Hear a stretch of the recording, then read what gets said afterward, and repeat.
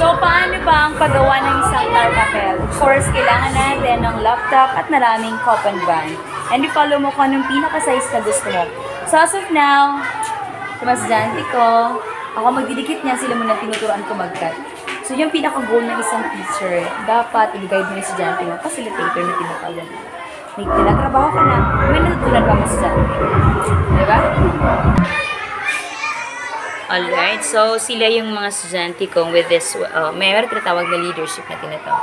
So pagka nakakita nila ako busy, nandito sila para tumulong agad-agad. So thank you so much to all of you mga anak.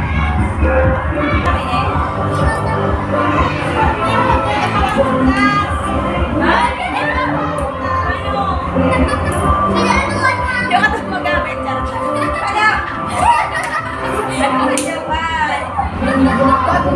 So, daw minsan, tanggapin natin mga teachers na hindi tayo magaling sa all aspect. Very good. Sige, ano pa pala?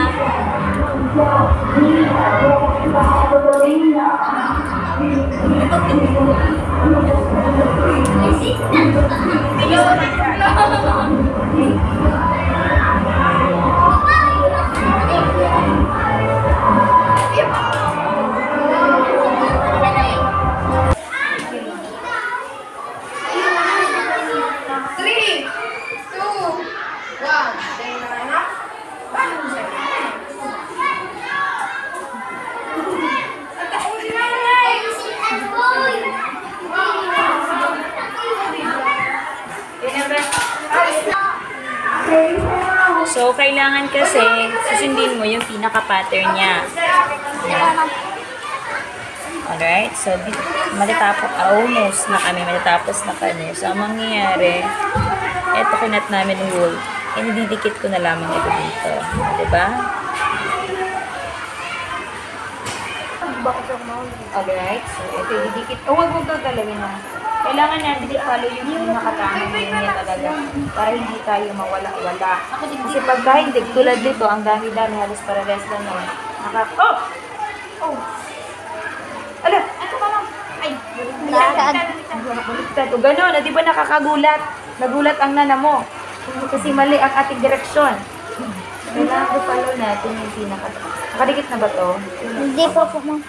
Try nga natin yung physical. Tama ba? Opo. Okay. Parang hindi siya tama. Tama po, ma'am. Okay na yan? Sige, sige. Kinat pa natin yung dito na. So, yan. Alright. So, almost done. Tapos na po kami. So, yan. Ilan na nagamit natin ang coupon band? 30 coupon band na for ang size. Alright. So, thank you so much for watching.